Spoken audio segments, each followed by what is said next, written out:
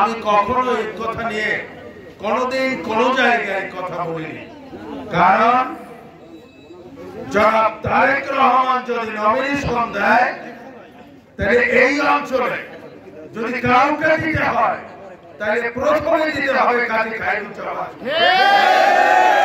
সেক্ষেত্রে এটা নিয়ে আমাদের কোনো ভাবার কোনো ব্যাপার নেই। তবে নিন্দুকেরা অনেকে অনেক কথা বলে, ও কথায় আপনারা কান দেবেন না।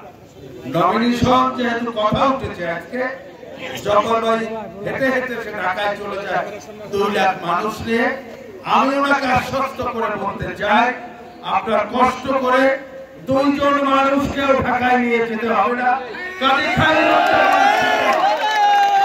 খায়রুজ্জামান শিবন বাগেরহাট চাইরে নমিনেশনের ইতিমধ্যে গ্রিন সিগন্যাল হয়ে গেছে। বাকি কাজ আপনাদেরকে করতে হবে। তাই আমি আজকে বক্তব্য আসলে রাখতে চাইনি, এ কারণে রাখতে চাইনি, এখানে আমার পার্শ্ববর্তী ইউনিয়নের অনেক নেতারা উপস্থিত হয়েছে। তারা বর্ষিয়ান নেতা, তারা অনেক ত্যাগ স্বীকার করে আজকে এখানে এসেছেন।